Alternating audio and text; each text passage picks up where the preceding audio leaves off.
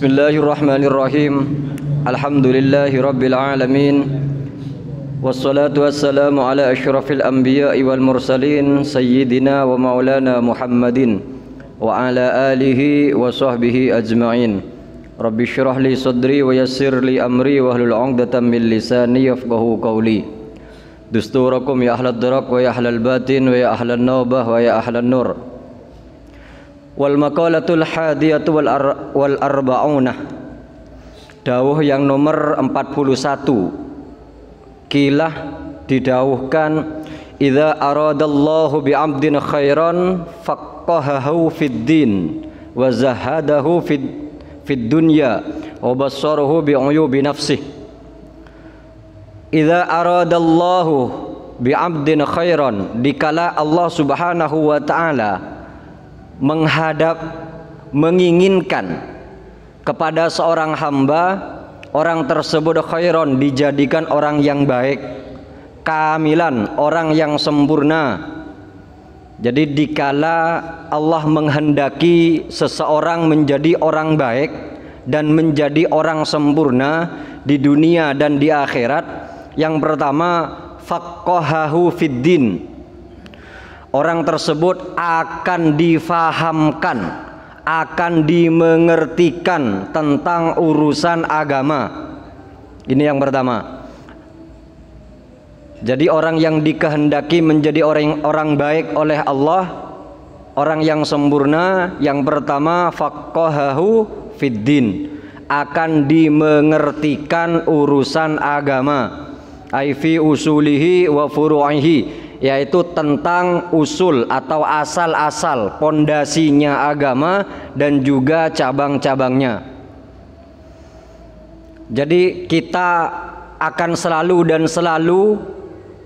ditakdir oleh Allah, diberikan kesempatan untuk memperbaiki diri, untuk mengerti, mendapatkan ilmu tentang agama. Itu berarti kita diharapkan baik oleh Allah, mau dijadikan orang yang baik dan sempurna. Yang kedua, wazahadahu fid dunya, orang tersebut akan dizuhudkan di dalam urusan dunia. Ai ja'ala qalbahu khalian mimma khalat minhu yaduhu, yaitu hatinya dijadikan sepi oleh Allah tentang apa yang sepi yang ada pada tangannya. Maksudnya apa yang tidak dia miliki, tidak ada dalam genggamannya, tidak ada dalam tangannya, maka hatinya ini tidak gerundel. Artinya menerima.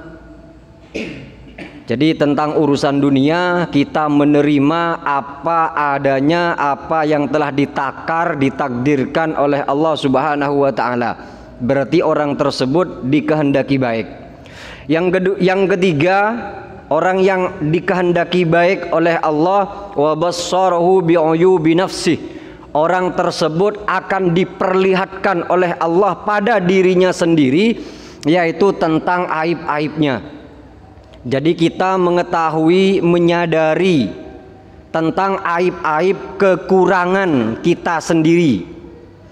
Dan orang yang sibuk memikirkan tentang kekurangannya sendiri, maka dia tidak akan sempat untuk memikirkan aib kekurangan orang lain. Jadi kalau kita dikehendaki baik oleh Allah, tidak akan mudah meneliti, menyebut-nyebut tentang kekurangan, aib, celah, keburukan orang lain. Karena idza aradta an tadhkur uyuba ghairik fadhkur uyuba nafsik. Kata Nabi, dikala kalian ingin menyebut tentang aib, kekurangan, keburukan orang lain, fadhkur uyuba nafsik, ingat kekuranganmu sendiri, ingat kejelekanmu sendiri. Jadi tadi 3 kuncinya. Apabila kita dikehendaki menjadi orang baik yang sempurna di dunia dan di akhirat, yang pertama kita akan dibuat mengerti tentang urusan agama oleh Allah. Jadi kita tetap diberikan kesempatan untuk belajar, untuk mengerti tentang ilmu agama. Yang kedua yaitu zahadahu fid dunya, dia dibuat zuhud, tirakat di dalam dunia, tidak terlalu berlomba-lomba mencari dunia, yakni hatinya ini kosong, ya, tidak masuk ke dalam hatinya dan menerima apa adanya. Dan yang ketiga yaitu diperlihatkan oleh Allah tentang aib, kekurangan dirinya sendiri, bukan melihat aib dan kekurangan orang lain. Wal maqalatus saniyatu wal arba'una, dawuh yang nomor 42, an Rasulillah sallallahu alaihi wasallam, dari Rasulullah sallallahu alaihi wasallam, annahu qala, beliau bersabda, hubbiba ilayya min dunyakum salasun. Kata Rasulullah, aku mencintai, ya, aku mencintai dunia kalian itu 3 perkara. Ay mahbubatikum mimma bainas samawati wal ardi, artinya segala sesuatu yang kalian cintai yang ada di dunia ini di antara bumi dan langit, di antara bumi dan langit, ya, dicintai oleh Rasulullah 3 perkara. Yang pertama at-tibuh, Nabi itu senang memakai wangi-wangian, memakai sesuatu yang harum, pakai minyak wangi, itu yang dicintai oleh Nabi. Yang kedua wan nisa'u, perempuan, Nabi itu senang menikah, tapi ya tentunya sesuai syariat dan semuanya bukan atas kehendak atau nafsu dari Nabi Shallallahu Alaihi Wasallam. Yang beliau nikahi itu, yang perawan itu hanya satu, yakni Sayyidah Aisyah, dan itu yang menikahkan langsung Allah Subhanahu wa Ta'ala, putrinya Sayyidina Abu Bakar As-Siddiq. Kebanyakan istri yang lain Nabi itu janda dan ada yang usia 72, ya. Jadi bukan nafsu beliau menikahi. Kebanyakan istrinya Nabi itu diantara kabilah-kabilah atau suku-suku yang tujuannya untuk memersatukan mereka. Misalkan di Indonesia suku Dayak beliau nikahi, suku Madura beliau nikahi, Sunda, Banjar, semua. Jadi mereka yang merasa salah satu sukunya menjadi istri Nabi, mereka itu akan mudah ikut, Pak. Itu yang pertama. Yang kedua, kenapa Nabi menikahi yang masih perawan dan muda? Kacek usianya itu, waktu menikahi dengan Sayyidah Aisyah, Nabi ini Siti Aisyah itu berusia 6 tahun masih, Pak. Usia 6 tahun dan Nabi insya Allah pada waktu itu usia 51 tahun, ya. Kemudian dikumpuli sama beliau usia Siti Aisyah itu usia 9 tahun, karena 9 tahun itu perempuan biasanya sudah bisa haid dan masa baliknya yaitu dihitung dari usia 9 tahun kalau sudah haid. Kenapa kemudian Rasulullah kok memilih yang muda, ya? Kenapa kok ada yang sepuh-sepuh? Biar nanti hadis-hadis keseharian Rasulullah, karena yang dinamakan hadis ini bukan hanya yang diucapkan, tapi apa-apa yang dilakukan juga oleh Nabi dan apa-apa yang diucapkan dan yang ditetapkan itu dinamakan hadis. Dan yang paling kuat hafalannya di antara semua istri Nabi adalah Siti Aisyah. Makanya beliau ini banyak meriwayatkan atau menceritakan tentang hadis Nabi itu ribuan. Para sahabat itu kalau bertanya kepada Siti Aisyah, bagaimana caranya Nabi tidur, bagaimana caranya Nabi makan, caranya Nabi mandi, semuanya ditanyakan. Lah kalau sudah sepuh misalkan ya ditanyakan, waduh lali aku. Sedangkan hadis itu dinamakan sahih, ya, kalau kalimatnya mulai dari awal yang sampai sepanjang-panjangnya hadis itu tidak ada satupun harkat yang berubah, huruf yang berubah, apalagi kalimat, harus sesuai dengan redaksi aslinya, ya. Tidak boleh sampean bercerita misalkan kemarin saya ke pasar membeli nasi goreng, misalkan ada orang menceritakan, oh kemarin itu dia beli nasi goreng di mana? Di pasar. Lah ini kan berubah sudah. Walaupun tujuan, maksudnya, maknanya, artinya itu sama, tapi lain redaksi sudah, Pak. Itu tidak dinamakan hadis sahih sudah. Jadi harus pas sesuai yang disampaikan oleh Nabi. Nah ini terdapat pada Siti Aisyah. Jadi para sahabat itu bertanya kepada Siti Aisyah kalau terdapat hukum yang belum mereka ketahui. Itu tujuannya. Jadi bukan nafsu. Istrinya Nabi ini semua 11, dan beliau wafat meninggalkan insya Allah 9 istri. Dan ini min khosaisin Nabi, khusus kepada Nabi Muhammad sallallahu alaihi wasallam, tidak boleh diikuti oleh umatnya. Sedangkan umatnya yaitu masna wa sulasa wa ruba, yaitu hanya maksimal 4. Itu pun bisa perang dunia keempat, Pak, menikah ketiga ya. Kenapa? Karena Nabi itu dalam riwayat, di samping dengan tujuan-tujuan tadi sebanyaknya itu, kemudian Nabi itu memang diberikan salasu narijalan, kuwata rijal. Jadi diberikan kekuatan 30 orang laki-laki normal. Itu Nabi. Lek sampean satu laki-laki aja tak normal lah. Nampu ajamu, entah ajamu tak odi. Ya. Kemudian yang ketiga yang dicintai oleh Nabi di dunia ini, wa ju'ilat qurratu aini fis shalah. Dan dijadikan sejuknya mataku, kata Rasulullah, dikala sholat. Jadi Nabi ini kalau dalam keadaan sholat senang pol. Wes dah ada kebahagiaan di dunia ini, dah ada sudah. Jadi paling yang beliau senangi itu dalam keadaan sholat, sejuk mata beliau. Makanya sering kalau ada masalah atau apa, arihna ya Bilal, buat aku bahagia wahai Bilal, yaitu dikomandangkan adan. Tuh Nabi. Jadi kalau sumpek atau segala macam itu beliau sholat. Karena kalau sholat sedang menghadap kepada Allah. Kemudian hadhil hisal allati waqa'at li Rasulillah laisat minad dunya fi syai'. Menurut ulama, 3 perkara barusan, yaitu harum-haruman, kemudian wanita, kemudian sejuknya mata di kala waktu sholat, yang terjadi pada diri Rasulullah itu sama sekali bukan urusan dunia. Jadi Nabi itu bukan cinta dunia. Maka semua yang terjadi kepada Nabi itu sama sekali itu bukan urusan dunia. Li'anna kullama kana lillahi ta'ala laisa minad dunya. Karena segala sesuatu yang memang karena Allah, bukan karena nafsu, bukan karena kepentingan yang lain, itu tidak bisa dikatakan itu cinta dunia. Ya, karena Nabi semua yang dilakukan itu lillahi ta'ala, karena Allah.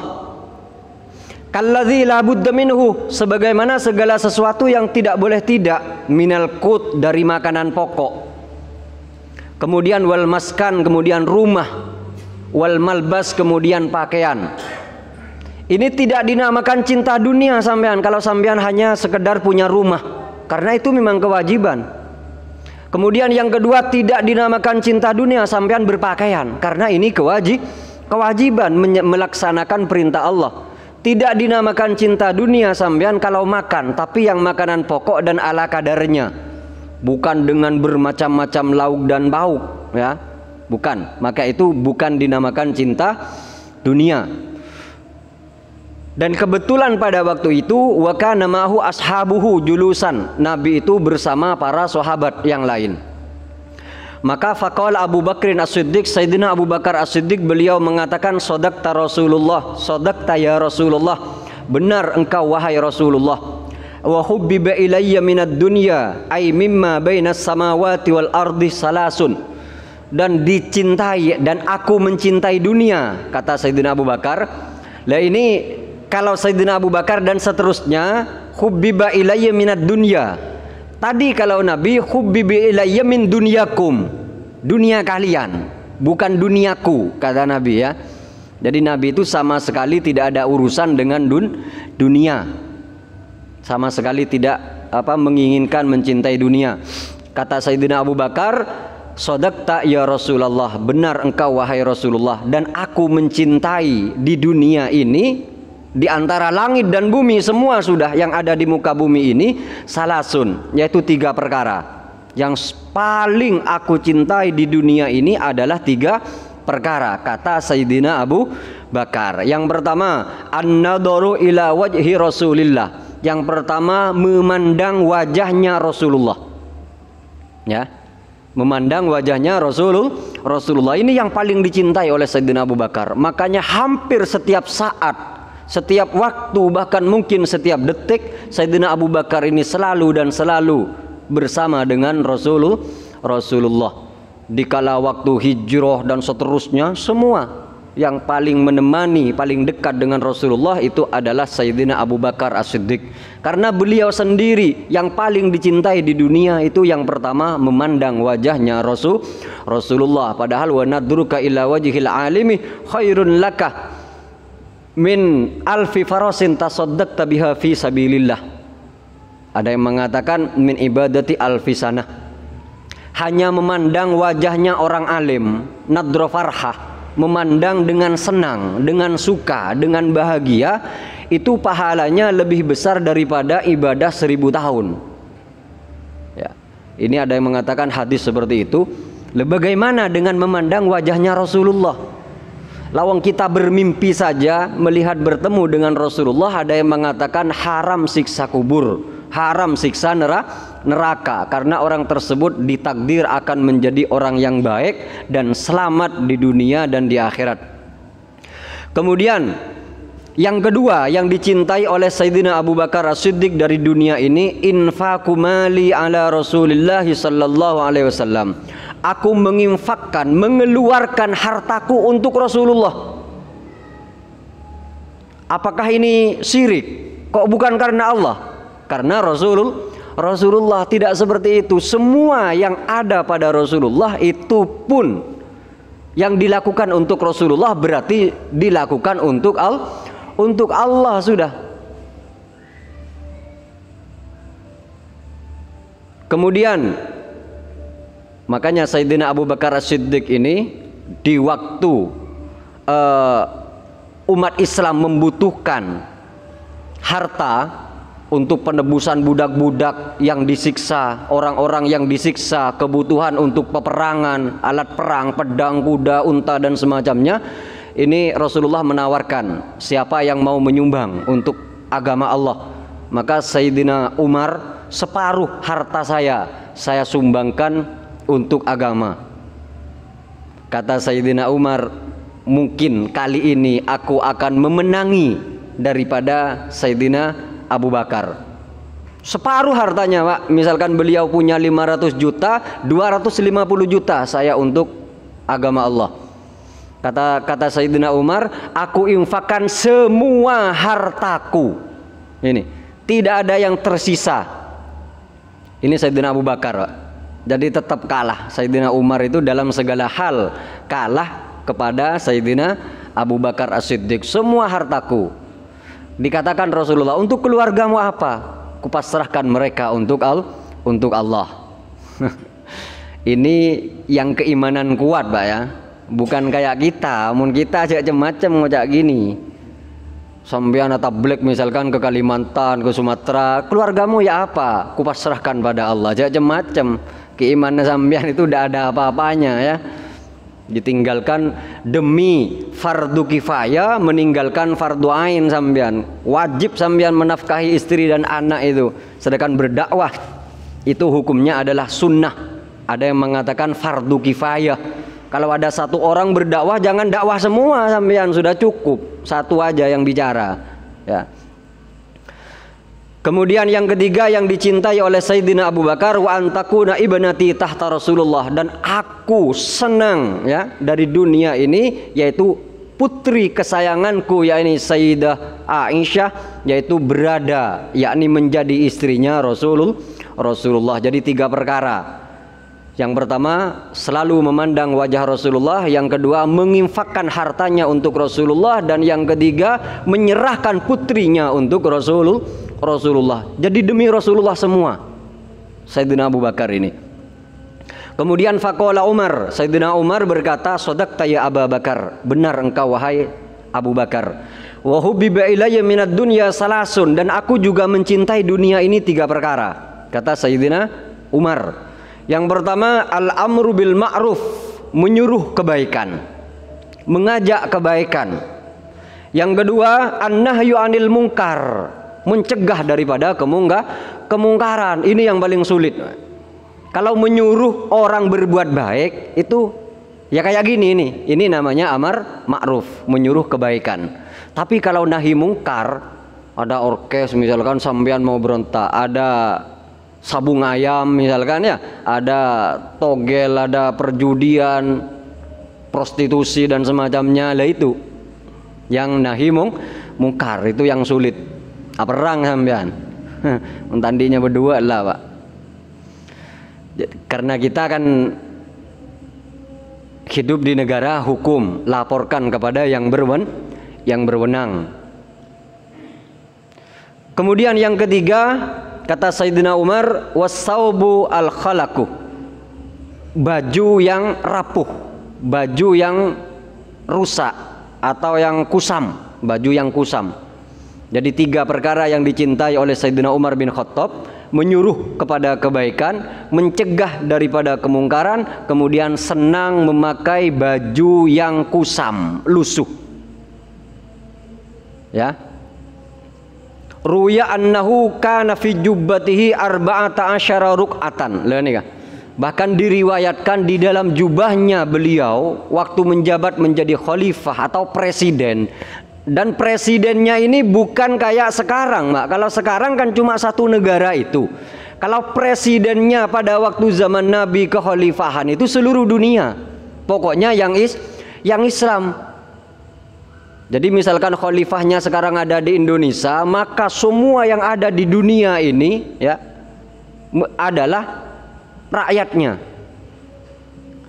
Tuh, bagaikan Nabi kan rahmatan lil alamin. Jadi penggantinya Rasulullah. Dan beliau ini waktu menjadi presiden untuk dunia Islam sedunia, di dalam jubahnya itu 14 ruk'atan. Ada 14 tambalan, ya. 14 tambalan presiden, Pak.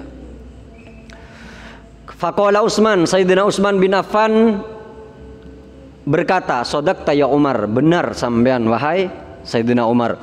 Wa hubbiba ilayya minad dunya salasun, dan aku juga cinta dunia ini 3 perkara. Yang pertama isyba'ul ji'an, senang mengenyangkan perutnya orang lapar. Jadi memberi makan, memberi bantuan kepada orang lain. Ini Sayyidina Utsman. Kemudian yang kedua kiswatul uryan, memberikan pakaian kepada orang yang telanjang atau kekurangan wis intinya. Kemudian yang ketiga tilawatul Quran, membaca Al-Quran. Ini 3 perkara ini yang disenangi oleh Sayyidina Utsman. Ruwaya annahu khatamal Quran fi raka'ataini fil lail, diriwayatkan bahwasanya tiap malam ya, tiap malam Sayyidina Utsman ibn Affan ini hatam Al-Quran di dalam 2 rakaat sholat sunnahnya. Jadi tiap malam beliau hatam Al-Quran di dalam 2 rakaat sholat sunnah. Rakaat pertama 15 juz, rakaat kedua 15 juz. Hatam, Pak. Bisa dicoba, Pak ya. Tak langsung masuk rumah sakit besok sampean. Ini Pak, orang-orang dulu, ini orang-orang yang dijamin masuk surga ini sudah Pak ya. Sayyidina Abu Bakar, Sayyidina Umar, Sayyidina Utsman, Sayyidina Ali ini dijamin masuk surga semuanya ini. Ini penderitaan semua yang mereka kerjakan. Ngajinya lah Pak, hatam tiap malam. Di dalam sholat lagi Pak, bukan juk tojuk gini nyandar kong juruk kongan ndak. Di dalam sholat berdiri. Ini orang yang dijamin surga sudah. Lah kita ya apa Pak? Tai-nyantai melulu ya. Ya. Faqala Ali, maka Sayyidina Ali berkata, "Shadaqta ya Utsman, benar sampean wahai Sayyidina Utsman. Wa hubbiba ilayya minad dunya salasun, dan aku cinta dunia ini juga 3 perkara. Yang pertama ala khidmatul lidhaif, senang menjamu tamu. Senang menjamu tamu. Bahkan beliau ini khidmahnya itu binafsih. Kalau ada tamu itu melayani sendiri. Beliau ngambil air sendiri, misalkan buat kopi sendiri, nyiapkan makanan sendiri. Ini yukhdimu binafsih. Itu juga dilakukan oleh Rasulullah. Jadi kalau bisa sampean sekali-kalilah buat kopi sendiri. Jangan enak-enak. Itu bukan pelayan sampean di belakang itu ya. Istri itu bukan pelayan, tapi ratu itu. Nabi ini menjahit sandalnya, menjahit sepatunya itu sendiri, Pak. Menjahit bajunya itu jahit sendiri sama beliau. Ya. Sampean enggak kayak raja, istrinya kayak pembantu. Apa-apa nyurobinin. Nah, jangan. Sekali-kali sampean mencucikan bajunya istri. Tapi jangan sering-sering, Mbak, kenyamanan di Budin ya. Teti babu sampean di Budin. Maka itu bukan kewajiban istri, tapi fadilah. Mereka mendapatkan pahala yang besar kalau mereka mau memasak, kalau mereka mau merawat sampean. Walaupun sebetulnya tidak wajib. Yang wajib memasak itu suami, Pak. Yang wajib mencuci pakaian itu suami. Yang wajib merawat rumah itu suami, bukan istri. Suami kan wajib memberi makan, bukan beras, Pak. Makan, nasi jadi sudah. Ya. Ini ndak istrinya yang kerja, istrinya yang nanak, lakin sengakan man menyaman. Ya apa ini, Pak? Ya, ini bukan tuntunan Rasulullah. Tapi seandainya seorang istri tadi mau dengan kerelaan, mau memasak, mau merawat sampean misalkan, itu fadilah. Karena apa? Suami itu innama huwa jannatuki aw naruki, kata Nabi. Suami itu adalah surgamu atau nerakamu bagi perempuan. Maka ya apa? Ya merawat surga. Ya, jadi merawat suami walaupun tidak wajib, itu namanya merawat surga. Karena surganya istri tergantung suami. Tapi kalau surganya suami atau surganya laki-laki, itu adalah orang tua atau ibu. Jadi sama-sama harus mengerti ya. Jangan seenak-enaknya sampean jadi suami kayak raja, istrinya jadi budak pembantu. Bukan. Istri itu ratu, Pak. Bukan tidak boleh kerja sebetulnya ya. Sampean yang kerja, kan sampean yang wajib memberi makan. Sampean wajib memberi pakaian, bukan pakaian kotor, Pak. Pakaian siap, Pak. Siap pakai. Sampean yang nyuci seharusnya ya. Makanya dengan ini sampean supaya tidak semena-mena ya, tidak sewenang-wenang. Rosoro lebihinin kayak pelayan. Tidak boleh ya. Maka kata Sayyidina Ali, yaitu ala khidmatul daif, saya itu senang merawat atau menjamu tamu. Kemudian yang kedua, as-saumu fis shaif. Sayyidina Ali ini senang berpuasa di waktu kemarau, di waktu panas. Dan panasnya kalau di negara Jazirah Arab itu berlipat ganda daripada di sini, Pak ya, lebih panas di sana. Dan beliau ini senang berpuasa sunnah kalau di waktu musim kemarau, dan di sana lebih banyak kemaraunya. Berarti beliau lebih banyak puasanya. Panas pol, Pak, pelka ongguan, haus temenan ya.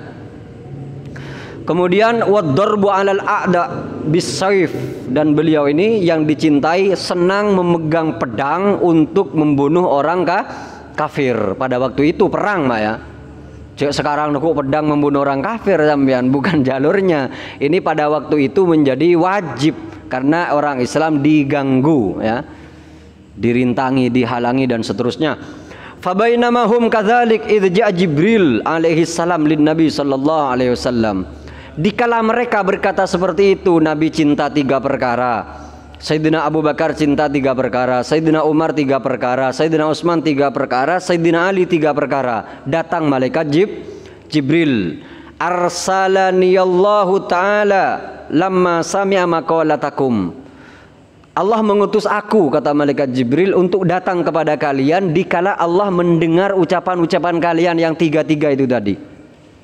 Wa amaraka ya Rasulullah antas alani amma uhibbu in kuntum min ahli dunya. Dan Allah memerintahkan kepada engkau wahai Nabi Muhammad untuk bertanya kepadaku, yakni malaikat Jibril, apa yang aku cintai kalau aku menjadi penduduk dunia. Karena kalau bukan penduduk dunia seperti malaikat ini tidak cinta apa-apa, Pak. Karena mereka itu, para malaikat, tidak dikasih nafsu, tidak punya keinginan lah. Jadi apa yang diinginkan atau dicintai malaikat Jibril seandainya juga menjadi penduduk bumi, penduduk dunia. Maka Rasulullah berkata, "Ma tuhibbu ya Jibril in kunta min ahli dunya." Apa yang engkau inginkan atau engkau senangi, engkau cintai wahai malaikat Jibril seandainya engkau menjadi penduduk dunia. Faqalah, maka malaikat Jibril berkata, "Irsyadud dallin ila tariqil mustaqim." Yaitu memberikan petunjuk kepada orang-orang yang tersesat, diberikan petunjuk menuju jalan yang lurus. Jadi ngajar kayak gini yang dicintai oleh malaikat Jibril. Ada orang tersesat dikasih tahu, ya ini ila siratil mustaqim ini kepada agama, yakni ngajar ilmu syariat, ilmu agama maksudnya.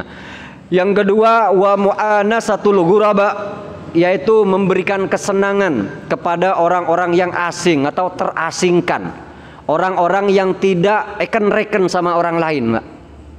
Ini memberikan kesenangan kepada orang-orang susah lah gampangnya ya, orang yang tidak diperhatikan oleh orang lain. Ini malaikat Jibril senang seandainya menjadi penduduk dunia yang pertama memberikan petunjuk kepada orang-orang yang tersesat untuk menuju jalan yang lurus. Kemudian yang kedua, memberikan kesenangan, kegembiraan kepada orang-orang yang terasingkan atau tidak dikenreken, ya, tidak dikenreken ya, diabaikan oleh orang lain. Ya orang-orang fakir miskin kan diabaikan biasanya, tak kenreken. Tapi al-qanitin, mereka itu yang nerimo, ail muti'ina lillah al-khashi'ina lah, yaitu orang-orang yang taat kepada Allah walaupun di dalam kekurangannya, di dalam kemiskinannya, tapi tetap taat kepada Allah, khusyuk kepada Allah Subhanahu wa taala. Karena banyak orang miskin itu malah menjadi kufur. Dengan kefakirannya dia tidak menerima, ngucain Allah taala ada adil pangeran iki. Waduh segala macam wis. Grundel ya. Kemudian yang kedua, lantaran bekerja dia tidak sholat, lantaran bekerja dia tidak puasa. Nah itu bukan orang seperti itu. Jadi walaupun itu miskin kertes tak kira tolong wi malaikat Jibril dah. Ini orang miskin, orang susah melarat, tapi dia tetap taat kepada Allah. Itu yang akan ditolong oleh malaikat Jibril. Kemudian wa muawanatu ahlil ayal al mu'sirin, dan aku akan membantu menolong keluarga-keluarga yang kesusahan atau yang melarat, al fuqara, keluarga-keluarga yang miskin. Itu yang akan aku tolong, kata malaikat Jibril. Wa qala Jibril, dan malaikat Jibril juga berkata, yuhibbu rabbul izzati jalla jalaluh min abidihi salasu hisal. Dan kata malaikat Jibril, Allah Subhanahu wa taala itu mencintai 3 perkara dari hambanya. Ya, mencintai 3 perkara dari hambanya. Yang pertama, badlul istita'ah, mencurahkan segala kemampuan. Ai'ta'ul qudrah fi ta'atillah, mencurahkan segala kemampuan, segala potensi yang kita miliki untuk ketaatan kepada Allah. Kita diberikan kekuatan, gunakan kekuatan itu untuk ketaatan kepada Allah. Kita diberikan jabatan, berikan jabatan itu untuk ketaatan kepada Allah. Kita diberikan kelebihan harta, gunakan harta yang lebih itu untuk ketaatan kepada Allah. Jadi memberikan semua kemampuan yang dimiliki untuk dijadikan ketaatan kita kepada Allah Subhanahu wa taala. Itu yang dicintai oleh Allah. Seorang hamba yang mencurahkan semua daya dan upayanya, yang potensi yang ia miliki untuk ketaatan kepada Allah. Yang kedua yang dicintai oleh Allah dari hambanya, al-buka'u indan nadamah ala fi'lil ma'asi, yaitu menangis, menyesali atas dosa-dosa yang pernah dikerjakan. Menangis. Jadi sebisa mungkin kalau kita itu bisa nangis, terutama di malam hari ya. Waktu orang lain pada tidur kita menangis kepada Allah, itu kalau bisa itu yang paling bagus. Bukan waktu banyak orang gini ya nangis gunggukan misalkan sampean. Jangan. Kemudian yang ketiga, as-sabru indal faqah ay wujudul hajah. Ketiga yang dicintai oleh Allah dari hambanya yaitu sabar dikala tidak punya. dikala diberikan kesusahan, diberikan kelayapan, diberikan krisis dan semacamnya, jadi bersabar di waktu tidak punya. Kurang berapa menit? Isa? Ya. Mungkin ada yang bertanya? Monggo, monggo. Assalamualaikum warahmatullahi wabarakatuh.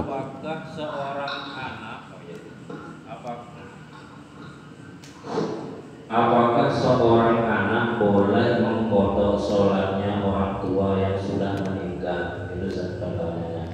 Itu aja. Assalamualaikum warahmatullahi wabarakatuh. Assalamualaikum warahmatullahi wabarakatuh. Pertanyaannya, apakah boleh seorang anak mengkodok ya sholatnya orang tua? Kalau puasa, haji itu jelas hadisnya ya, sumi an umik. Jadi ada seorang wanita bertanya kepada Rasulullah, wahai Rasulullah, ibu saya ini punya hutang puasa. Maka kata Nabi, sumi an umik, berpuasalah engkau sebagai pengganti mengkodok daripada ibumu. Haji juga demikian. Tapi sholat tidak ada kekhususan. Tapi ulama mengkiaskan kewajiban puasa dengan kewajiban sholat.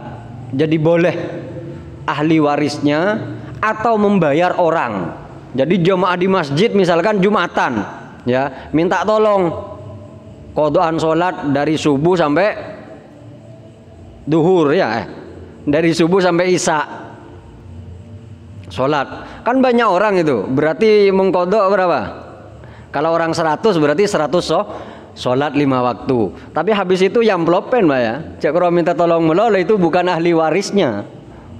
Nah, kalau ahli warisnya anaknya sendiri, monggo dikerjakan, dicicil juga boleh.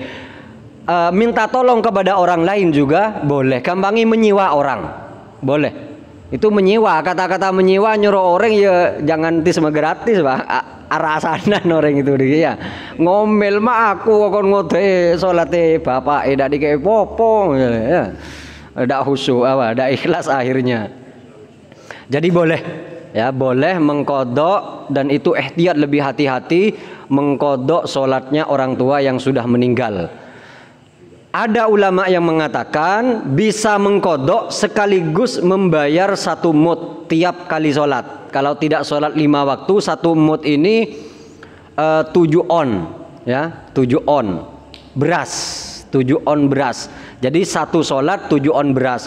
Yang paling hati-hati di samping mengkodok juga membayar 1 mud tiap sholat. Ada yang mengatakan boleh hanya mengkodok saja, ada yang mengatakan boleh hanya 1 mud saja. Jadi tidak usah dikodok sholatnya. Tapi lebih hati-hati seorang anak sebagai bukti baktinya kepada kedua orang tua, mending dikodok ya. Dikodok karena dainullah haqqu ayyuda alaih. Jadi hutang kepada Allah itu lebih berhak, lebih wajib untuk dilunasi atau disempurnakan. Apa bakti kita kepada kedua orang tua kita ya. Jadi dikodok sholatnya kedua orang tua, tidak apa-apa. Dan sekaligus kalau bisa punya kelebihan harta, dibayar berapa jumlah sholatnya, 100 sholat kali 7 on, kira-kira berapa kilo? 70 kilo mungkin ya. Ya sekitar itulah 70 kilo. Kalau 100 kali sholat bisa dicicil semampunya. Punya 7 kilo, punya 10 kilo dulu, monggo terserah. Diniatkan untuk membayar kodok sholat daripada kedua orang tua. Kalau puasa ada yang mengatakan itu wajib dikodok. Kalau sholat tidak, ada yang mengatakan cukup dengan mud, ada yang mengatakan tetap wajib sholat bagi ahli warisnya. Karena dikiaskan dengan kodok sholat orang perempuan yang haid. Kalau puasa kan wajib dikodok kan, puasanya bagi perempuan haid. Tapi kalau sholat tidak wajib, bahkan haram. Hukumnya perempuan mengkodok sholat dalam keadaan di waktu haid, dikodok itu haram karena dia menyiksa diri. Sholat yang lain aja, jangan mengkodok yang haid itu sudah diringankan oleh Allah kok. Aku tepai pateng sholat tahajud 1000 rakaat, tidak usah mengkodok waktu haid itu. Kalau mengkodok waktu-waktu dulu misalkan tidak apa-apa. Yang dulu pernah tidak sholat atau sholatnya lalai dan semacamnya boleh dikodok. Monggo yang lain.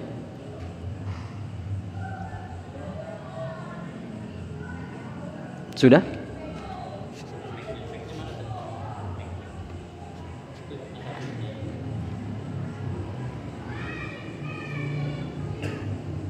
Assalamualaikum warahmatullahi wabarakatuh. Waalaikumsalam warahmatullahi wabarakatuh. Saya bertanya tentang soft. Sejauh mana pentingnya soft saat sholat berjamaah dikala soft terakhir dilakukan? Posisi soft terakhir ini sebagaimana yang kami pernah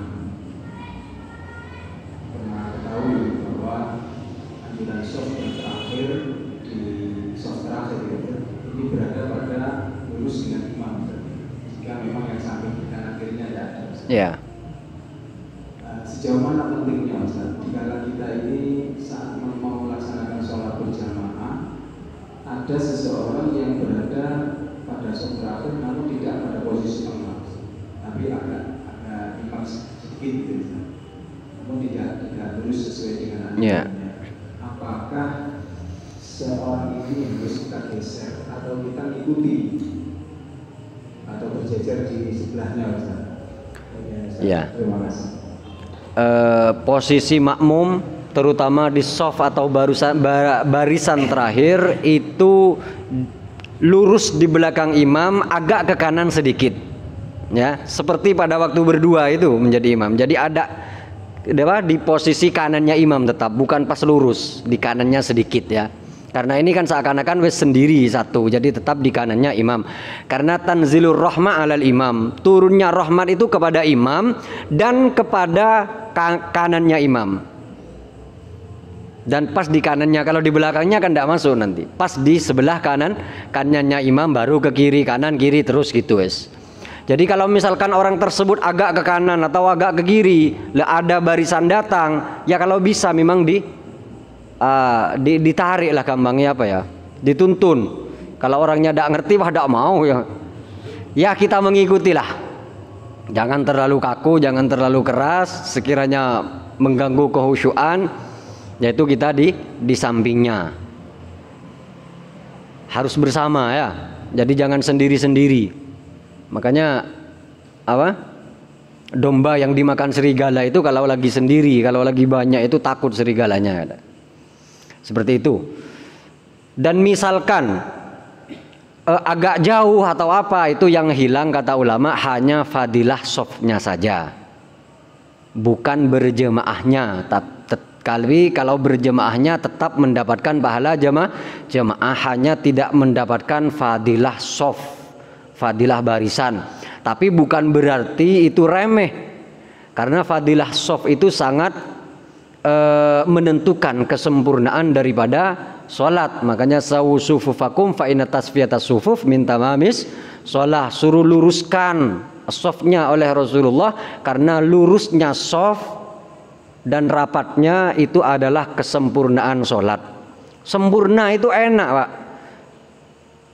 Sampean punya lampu sempurna, terang misalkan, ya enak. Ada lampunya cuma pilih misalkan, tidak enak. Hidup juga tapi pilih misalkan, ya. Punya sepeda sempurna enak. Ada sepedanya bannya bocor misalkan, itu tidak sempurna. Kayak gitu dah kesempurnaan itu. Jadi pentingnya kesempurnaan seperti itu. Jadi yang hilang fadilahnya hanya fadilahnya soft, bukan fadilahnya jamaah. Saya ada, Pak. Kalau ada tamu dengan tamu begitu, ini mana yang harus dilakukan? Apakah tamu atau begitu? Mau dikomandangkan jemaah ya. Kalau sekiranya nututi sebentar keperluan tamu, itu lebih baik selesaikan dulu. Misalkan sebentar, ya. Kalau kiranya tamu itu memang dengan tujuan lama, bisa suruh tunggu dulu karena masih mau sholat. Karena Nabi itu dikala berkumpul begini, para sahabat juga demikian, dikala dikomandangkan adzan ka'annana lam na'rif, seakan-akan kita tidak kenal katanya. Saking mengutamakan sholat di awal waktu. Tapi kalau misalkan si adzan, si pujian misalkan ya kan, si ada waktu mungkin 5 menit ditemui dulu lah keperluannya apa, mungkin apa. Kalau sekiranya lama, ya kalau bisa diajak sholat, itu yang paling sempurna Pak. Ya, diajak sholat itu yang paling sempurna. Ya kalau tidak bisa, yaitu ditemui sebentar dan dibilang dengan kata-kata yang sopan dan yang santun, sekiranya tidak menyakiti. Saya mohon maaf mau sholat misalkan ya, atau nanti kesini lagi atau ya apa, terserah pokoknya dengan bahasa yang enak, dan kalau bisa diajak sholat.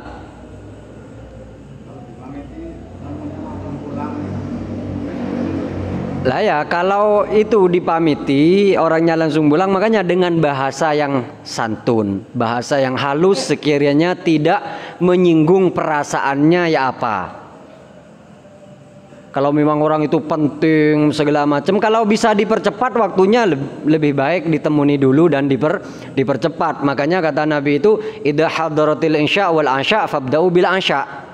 Ini kalau ada dua, gampangnya ada dua kejadian, sudah disiapkan makan, mau makan, kok sudah dikomandangkan sholat, iqomah sudah ya, ini suruh makan dulu sama Nabi, karena takut tidak khusyuk. Lihat tadi ada orang mau ngantarkan uang ke sambian misalkan ya, atau ada orang mau beli barang dan penting, sambian tinggal sholat dulu, tidak khusyuk sholatnya sambian, kok ngambul uang iku mari ini, wah segala macam ya. Selesaikan dulu kalau bisa. Ya sekiranya kondisional lah, ya kondisional, jangan terlalu kaku. Lau kunta faddan ghalidul qalbi lan faddu min haulik. Jadi jangan terlalu kaku, jangan terlalu keras, jangan terlalu kasar, karena mereka akan lari daripada kita. Mengajak pun kita harus sopan, harus santun, lemah lembut. Itu yang dilakukan dan dicontohkan oleh Nabi. Jangan terlalu kaku, wah sholat dulu, wah sampean iki wayahe sholat mereni, aduh kabur iku Pak. Oh ya, yang santun sekiranya walaupun menolak. Makanya Nabi itu abarra fi qaulila minhu wala na'ami. Tidak ada seorang pun yang menyamai beliau dikala ngomong iya atau dikala ngomong tidak. Jadi ngomong tidaknya beliau itu tidak menyakiti hati Pak. Jadi walaupun sampean diajak dan menolak, tapi penolakan sampean itu enak kepada mereka, tidak menyinggung perasaan. Ya seperti itu. Wallahu a'lam bishawab. Assalamualaikum warahmatullahi wabarakatuh. Waalaikumsalam.